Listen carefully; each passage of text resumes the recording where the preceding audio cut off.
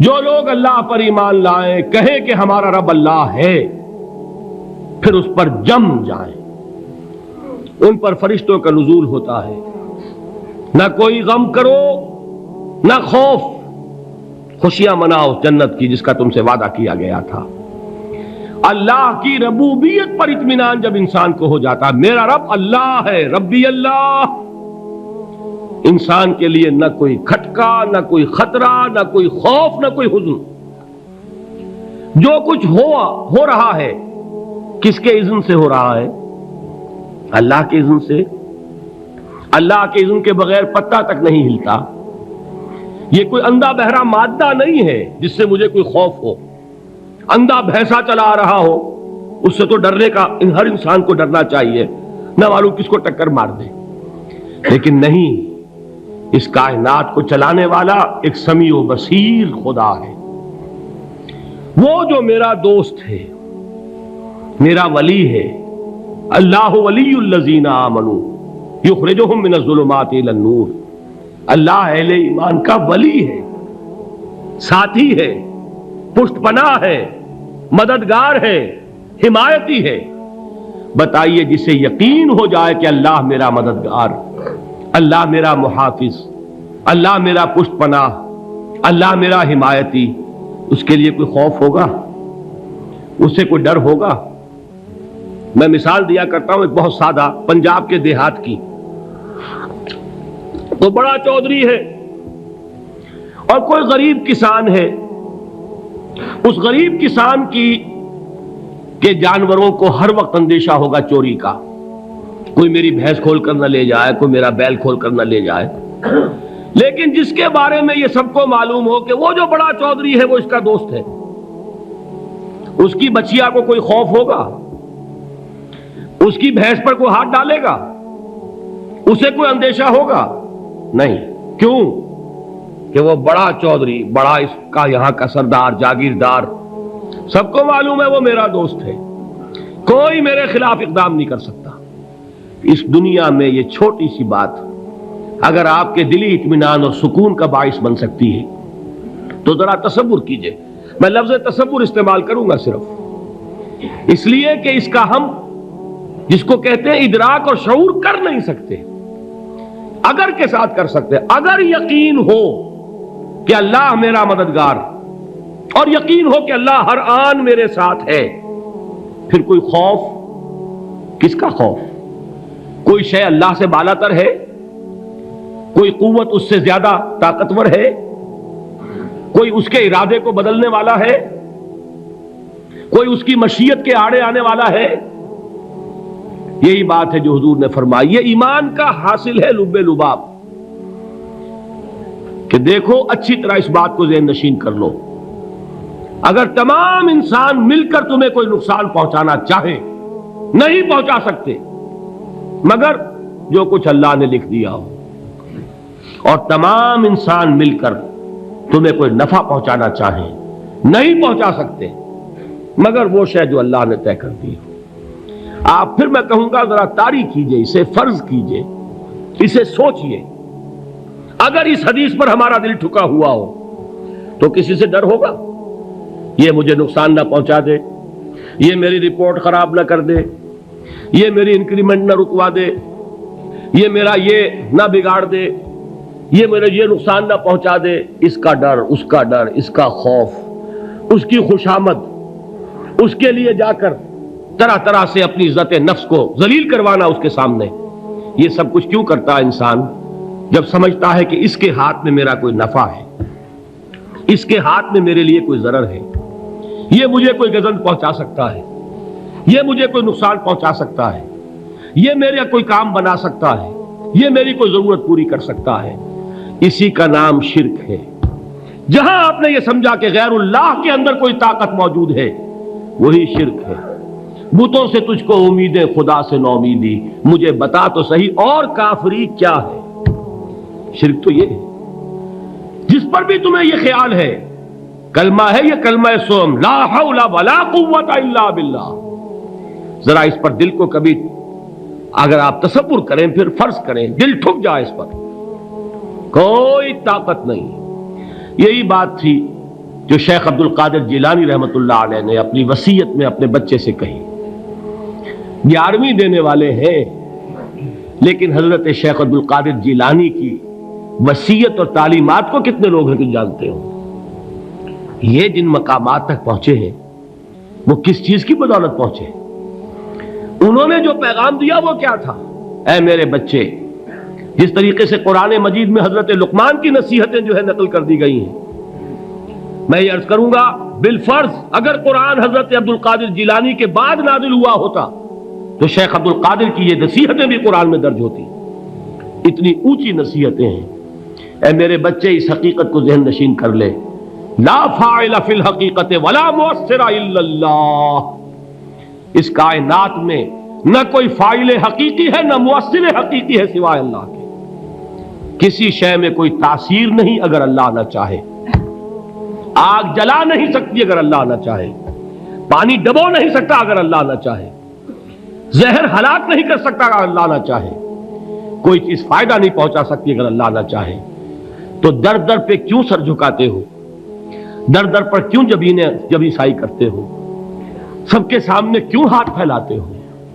ایک اللہ سے مانگو. ایک اللہ کے سامنے زمین پر اپنی جبین رکھو. لا فاعل فی الحقیقت ولا مؤثر الا اللہ. نظر آتا ہے ہمیں کہ پانی پیاس بجھا دیتا ہے. پیاس بجھانے کی صلاحیت پانی میں نہیں ہے، اللہ کے اذن سے. کھانا بھوک مٹا دیتا ہے. بھوک مٹانے کی صلاحیت کھانے میں نہیں ہے، اذن رب میں ہے. دیکھیے یہی یقین تھا. حضرت موسیٰ علیہ السلام کا واقعہ یاد کیجئے. سامنے سمندر آ گیا ہے، قوم دیکھتی ہے پیچھے کہ گرد و غبار کا طوفان ہے. معلوم ہوا کہ فرعون اپنے لشکر سمیت آ گیا ہے. لشکر جب چلتا تھا تیز رفتاری کے ساتھ تو گرد و غبار کا جو طوفان اٹھتا تھا اس کا تصور کیجیے. اور لمحہ بلمحہ وہ قریب آ رہا ہے. پوری قوم نے کیا کہا؟ اے موسیٰ انا لمدرکون، اے موسیٰ ہم کو پکڑے گئے. قرآن مجید نے تو یہاں وہ باتیں نہیں لکھی ہیں، لیکن تورات میں یہ درج ہے کہ بنی اسرائیل جھگڑنے لگے، دست و گریبان ہو گئے موسیٰ کے ساتھ. موسیٰ ہمیں یہاں مروایا لا کر، اس سے تو ہم ہی بہتر تھے. وہاں کھانے کو ملتا تھا، زندگی تو تھی، بیگار ہم کر رہے تھے، موت تو نہیں تھی. اب جو کچھ ہوگا اس کا تصور کرو، جس طریقے سے ہمارے ٹکڑے اڑائے جائیں گے. تو لڑ رہے ہیں حضرت موسیٰ علیہ السلام سے. یہ تورات کی تفصیل ہے. قرآن میں صرف اتنا آیا ہے، پریشان ہو کر انہوں نے کہا انا لمدرکون، موسیٰ ہم تو پکڑے گئے. اس وقت موسیٰ کا جواب کیا ہے؟ کلا ان معی ربی سیہدین. نہیں، میرے ساتھ میرا رب ہے، وہ راستہ دے گا. بتائیے کہاں راستہ نظر آ رہا ہے؟ یہ ہے ایمان بالغیب. راستہ نظر نہ آئے تب اللہ پر یقین ایمان ہے. جیب میں پیسے ہوں اور تب دل کو اطمینان ہے تو ایمان کس پر ہوا؟ پیسے پر، اللہ پر نہیں. جب وسائل و ذرائع نہ ہو اور پھر یقین ہو کہ اللہ مسبب الاسباب ہے، وہ اسباب کا پابند نہیں ہے، وہ اسباب کا محتاج نہیں ہے، اسباب اس کے محتاج ہیں. اگر یہ یقین ہے تو اللہ پر ایمان ہے. یہ نہیں ہے تو تمہارا ایمان اسباب پر ہے، وسائل پر ہے، ذرائع پر ہے، مادیات پر ہے، اللہ پر نہیں. اس وقت کہاں راستہ تھا؟ کوئی راستہ تھا؟ سمندر ہے اور ادھر سے لشکر آ گیا ہے. کلا ان معی ربی سیہدین. اب دیکھیے ایمان کہہ دینا آسان ہے، ہوا معکم اینما کنتم، جہاں کہیں بھی تم ہوتے ہو اللہ تمہارے ساتھ ہوتا ہے. لیکن اس کا یقین قائم ہو جائے تو زمین و آسمان کا فرق واقع ہو جائے. یہی بات ہوئی حضور کے ساتھ. غار ہے، چھپے ہوئے ہیں محمد الرسول اللہ اور آپ کے وہ یار غار ابو بکر صدیق رضی اللہ تعالی عنہ. اقبال نے حضرت ابو بکر کی شان میں چند اشعار کہے صرف، لیکن واقعہ یہ ہے کہ بھاری بھاری نظموں پر اور قصیدوں پر بھاری ہے. طویل ترین نظمیں اور قصیدے ہوں ان پر بھاری ہے. ہمتیں ابو بکر کی ہمت جو ہے کشت ملت را چو ابر، جیسے بارش سے کھیتی اپجتی ہے، ابو بکر کی ہمت اور عزیمت اس امت کو اسی طرح سینچنے والی ہے۔ ثانیے اسلام و غار و بدر و قبر، وہ دوسرے تھے اسلام میں، دوسرے پہلے کون تھے؟ انا اول المومنین، حضور فرماتے ہیں سب سے پہلا ایمان لانے والا میں، دوسرے ابو بکر۔ ویسے ہمارے ہاں یہ چلتا ہے اختلاف، حضرت علی پہلے ہیں کہ حضرت ابو بکر پہلے ہیں، لیکن اس میں بڑی خوبصورت تطبیق قائم کی ہے علماء نے، اور بہت صحیح ہے۔ چار کے بارے میں فیصلہ ہی مت کرو کہ کون پہلے ہے، ان کی ایک عجیب تقسیم کر دی ہے۔ آزاد مردوں میں، بالغ مردوں میں سب سے پہلے ابو بکر، بچوں میں سب سے پہلے علی، خواتین میں سب سے پہلے خدیجہ، اور غلاموں میں سب سے پہلے زید ابن حارثہ۔ بڑی پیاری تقسیم ہے، یہ چاروں ہی پہلے ہیں، ہر ایک کے لیے اولیت ہے۔ اور واقعہ یہ ہے کہ اگر زمانی اعتبار سے تعین ہوگا تو پہلے خدیجۃ الکبریٰ آئیں گی رضی اللہ تعالی عنہ، کسی اور سے بات کرنے کی نوبت بعد میں آ سکتی ہے، پہلے تو اہلیہ محترمہ سے بات ہوئی ہے، آتے ہی پہلی وحی ہوئی ہے، ابھی تبلیغ کا حکم نہیں تھا۔ کس کو بتایا واقعہ؟ ابھی اپنی نبوت کی تبلیغ کا تو حکم ہی نہیں آیا، واقعہ کس کا ہے؟ وہ خدیجہ کا ہے۔ جب کہا ہے کہ خشیت علی نفسی، مجھے اپنی جان کا اندیشہ ہے، تو کیا جواب دیا خدیجہ نے رضی اللہ تعالی عنہا؟ وہ صدیقۃ الکبریٰ ہے، صدیقات جو ہے خواتین ان میں چوٹی پر خدیجۃ الکبریٰ ہے رضی اللہ تعالی عنہا، اور صدیق جو مرد ہیں ان میں صدیق اکبر ہے ابو بکر صدیق رضی اللہ تعالی عنہ، لیکن صدیقات میں چوٹی پر۔ جب حضور نے فرمایا خشیت علی نفسی، کیا فرمایا؟ کیا عرض کیا؟ کیسے تسلی دی؟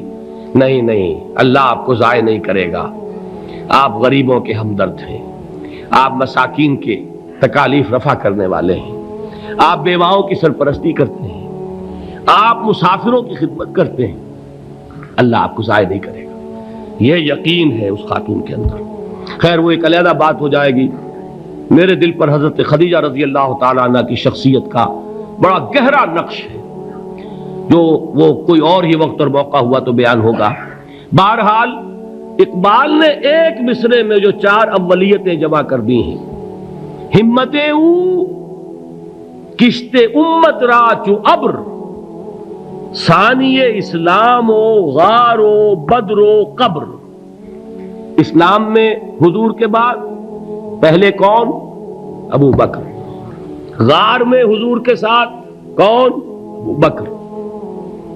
بدر کی رات اللہ کا رسول سربسجود وہ جھاڑ، وہ گھاس پھوس کی جو جھوپڑی بنائی گئی تھی، اور وہاں تلوار ننگی لے کر پہرا دینے والا کون؟ ابو بکر۔ اور اس حجرہ عائشہ میں محمد کے بعد سب سے پہلے دفن ہونے والا کون؟ ابو بکر رضی اللہ تعالی عنہ صلی اللہ علیہ وسلم۔ وہ جو معاملہ میں سنا رہا تھا غار ثور کا، حضرت ابو بکر بھی حضور کے خیال سے لرز گئے ہیں۔ آپ کو یاد ہوگا کہ جا کر پہلے تمام جتنے سوراخ تھے انہیں بند کیا ہے، ایک سوراخ رہ گیا تھا جس کو بند کرنے کے لیے کوئی کپڑا نہیں تھا، وہاں اپنی ایڑی رکھی ہے، تب کہا ہے حضور سے تشریف لائیے، اور اپنے زانو پر حضور کو لٹایا ہے، اور وہاں کسی موذی جانور نے کاٹا ہے، حضور کی آنکھ لگ گئی تھی، اس وقت اس بل کے اندر جو بھی بچھو ہے کیا ہے واللہ عالم، اس نے کاٹا ہے، اس کی تکلیف کی وجہ سے ابو بکر کی آنکھوں سے آنسو ٹپک گئے، حضور کے چہرے مبارک پر پڑے ہیں، تو حضور جاگے ہیں، معاملہ کیا ہے؟ ایڑی نہیں ہٹائی وہاں سے، مبادا وہ جانور وہاں سے نکل کر محمد الرسول اللہ کو کوئی گزن پہنچا دے، ابو بکر کی ایڑی ہے، جس طرح چاہے کھا لے، ختم کر دے، جان نکل جائے تب کوئی آنچ آئے محمد پر تو آئے، لیکن جیتے جی نہیں۔ وہ ہے ابو بکر حضور کے خیال سے۔ اس وقت حضور نے پھر اپنا لعاب دہن لگایا ہے، اور اس سے پھر آپ کی تکلیف ختم ہوئی۔ جیسے خیبر میں حضرت علی کی آنکھ دکھ رہی تھی، اس کو جو شفا حاصل ہوئی ہے وہ بھی حضور کے لعاب دہن سے ہوئی۔ تو بہرحال اس وقت انہوں نے کہا ہے کہ اے نبی یا رسول اللہ، اگر اس وقت ان میں سے کسی نے غیر ارادی طور پر بھی اپنے قدموں کی طرف جھانک لیا تو پکڑے جائیں گے۔ کیا جواب تھا اللہ کے رسول کا؟ لا تحزن ان اللہ معنا، اللہ ہمارے ساتھ ہے، کیوں گھبراتے ہو ابو بکر؟ یہ ہے ایمان باللہ، میرا مالک اللہ، میرا رازق اللہ، میرا محافظ اللہ، میرا مددگار اللہ، میرا پشت پناہ اللہ، میرا دوست اللہ۔ یہ دوستی ہے اللہ کی جو لب لباب ہے، حاصل ہے ایمان کا، اسی کا نام ولایت ہے۔ اولیاء اللہ کے سروں پر سینگ نہیں ہوتے، جس کے دل میں ایمان راسخ ہو چکا ہو وہی اللہ کا ولی ہے، جسے اللہ پر یقین ہو چکا ہے وہی اللہ کا ولی ہے، جسے یقین ہے اللہ میرے ساتھ ہے، میرا مددگار، میرا پشت پناہ، میرا ساتھی، میرا دوست، میرا محبوب، میرا محب۔ اللہ اہل ایمان سے محبت کرتا ہے، واللہ یحب الصادقین، ان اللہ یحب الذین یقاتلون فی سبیلہ صفا کانہم بنیان مرصوص۔ اللہ محبت کرنے والا، اہل ایمان محبوب، اور اہل ایمان محبت کرنے والے اللہ محبوب۔ والذین آمنوا اشد حبا للہ۔ آپ تصور کیجئے جسے یہ رشتہ ایمان یا رشتہ ولایت حاصل ہو جائے، الا ان اولیاء اللہ لا خوف علیہم ولا هم یحزنون، آگاہ ہو جاؤ، اللہ کے دوستوں کے لیے نہ کوئی خوف ہے نہ کوئی حزن ہے۔